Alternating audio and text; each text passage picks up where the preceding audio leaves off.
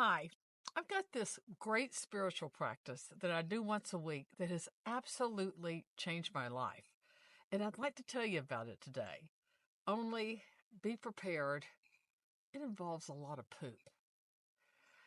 Once a week, I go into animal control. I live in Charlotte, North Carolina, so Charlotte Animal Control is part of the police department. And I walk the shelter dogs, the rescue dogs, the dogs that are essentially in what they used to call the dog pound.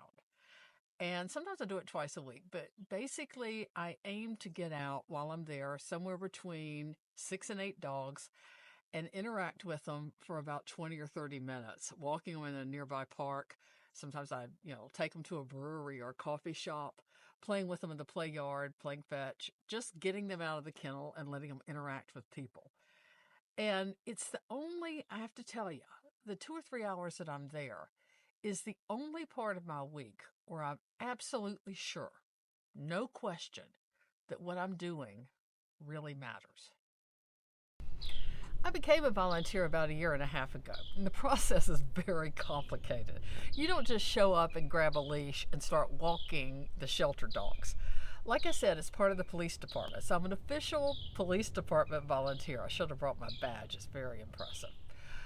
But to be a volunteer, you have to be fingerprinted. They run a background check.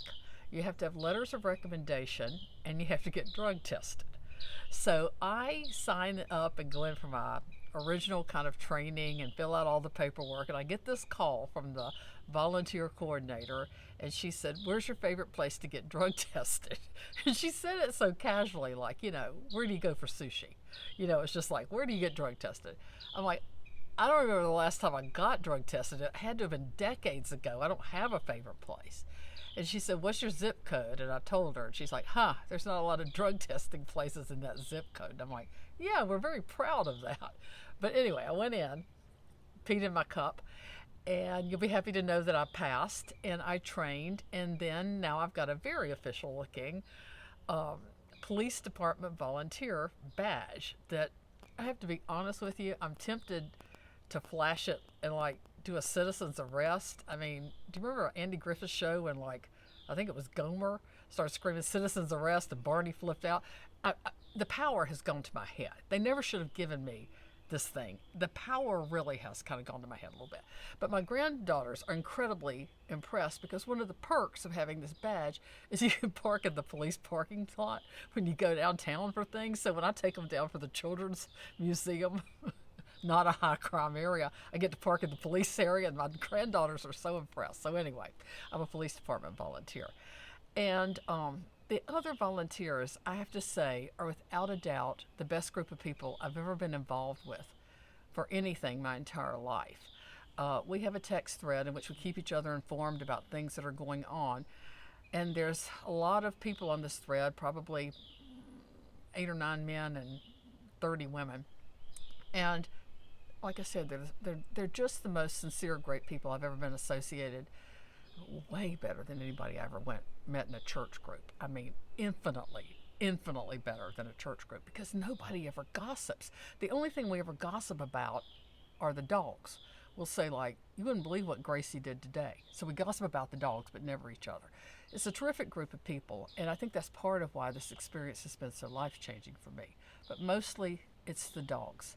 And it's the fact that during that 20 minutes, 30 minutes I'm working with them, they're so happy.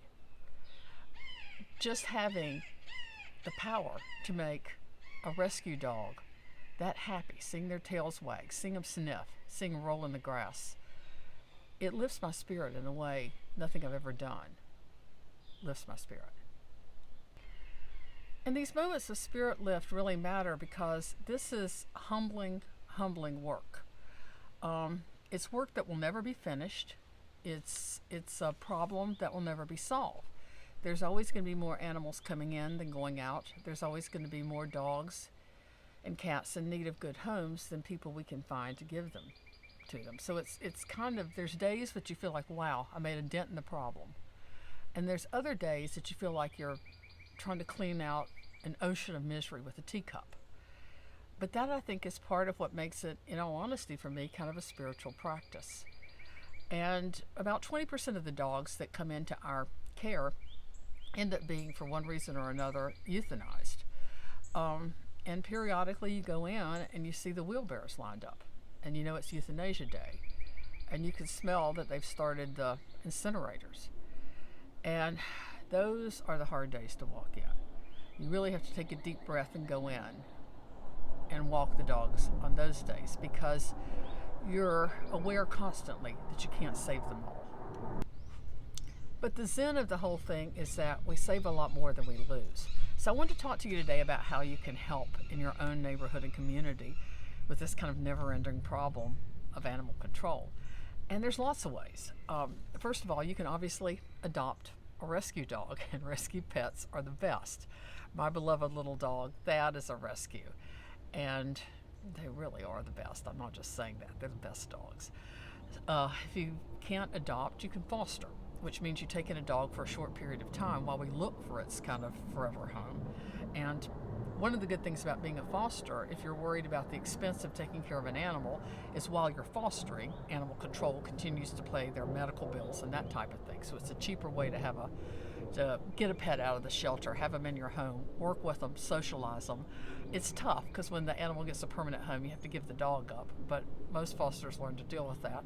And those that don't are what we call foster fails, and they end up adopting the dogs they were allegedly going to foster. So you can foster too. But if even that's too much commitment, the program we have in Charlotte, and I think there's a variation of this in most places like this, is you can do a daycation where you simply show up, they take information from you, look at your driver's license, do a quick background check, and you take the dog out for a couple of hours and you walk it, or you take it for the day and you go to the park with it, or you take it out for a pup cup. I mean, you can always take them to a coffee shop and get a pup cup. The dogs love the pup cups. It's basically just whipped cream and they go berserk. And tie a little neckerchief on them that says "Adopt Me" and just let the dog be seen. We've gotten a lot of dogs adopted that way, with people just kind of taking them out to breweries or coffee shops or something like that. And we always make sure they take a dog that's easy to handle, because some are easier to handle than others. Some of the dogs are not easy to handle and they don't go on vacations. Or you can do a staycation, which is that if you want to, you're thinking about adopting a dog, but you've got a dog at home, or you've got kids, or you've got a cat, and you're not sure the dog's going to be a good fit, without adopting the dog, you can take it home for 2 or 3 nights and just kind of test it out and see if everybody gets along, because dog personalities are like people personalities. And one of the things that continually amazes me about this is some dogs just take a look at each other and just don't like each other, the way some people just don't get along. So it lets you kind of test drive the dogs in your own environment and see if they're a good fit with your kids, your cat, your other dog, and if they're not, you can bring them back to the shelter. You haven't adopted them. It's a less traumatic thing for both you and the dog. So that's a possibility too. The thing about the dogs is that they are great teachers. They live completely in the moment. They feel joy when they feel joy. The joy runs through their entire body. They're not worried about the past or the future. They're really right there. And when I work with them for a little while, I'm in the moment. It is a type of meditation. It is a type of, like I said, ultimate zen. You can see my cousin's rescue dog, Barney's tail behind me. We're big rescue dog people. And it also, I think, is a lesson not only in living in the present moment, but also a lesson with being okay with not being able to fix something. Being able to look at a situation that you can't fix and still saying, but what can I do to make it a little better, to mitigate it? And that's always been hard for me. To be honest, I've spent a lot of my life not even wanting to look at something unless I think I can change it. It's very hard for me to deal with sadness that can't be changed or fixed.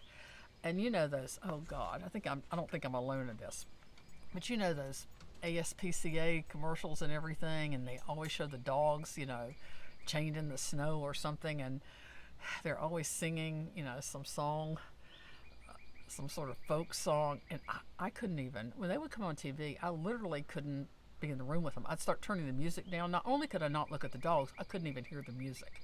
I would feel such pain and guilt about knowing what those dogs were going through and not being able to do anything to help. But the really weird thing is now that I'm doing the volunteer work, I can stay in the room when those commercials are on, which represents, I think, for me, a little kind of growth, just in the sense of you can't fix it, but you can still live with it. You can look at the pain in the eye and not turn away and not flinch. So there's all kinds of ways that a human can rescue an animal, but I think there's 10,000 more ways that an animal can help a human. And I experience them every week when I go in. And it's not a problem I can solve. It's not a situation I can fix. The dogs will always be with me, like Jesus said, the poor will always be with us. But it has been a life-changing experience for me to work with these dogs and to realize the enoughness of what I do, and to let the enoughness just sit there for a minute. And yeah, there's been plenty of times I've gone in and, we've had a great shift with people adopting, and 6 have gone out. And as you're walking out to the parking lot, the truck pulls up and 8 come back in. And you're like, but you still know you still know you did something. It's a real ashram there at Dog Control in Charlotte, Mecklenburg. And I'm sure in the town and I'm sure there's a facility like that in your town too. So if you want to do something with animals, but it's not possible right now for you to own an animal, you live in a place where you can't own them, or you travel for work or something like that, look into being a volunteer. Or if that's more of a commitment than you can handle, take a sunny Saturday and go in and take a dog out to the brewery, get it some exercise, let it meet people. It'll be the best thing that happened to that dog that day, and it might be the best thing that happened to you that day too.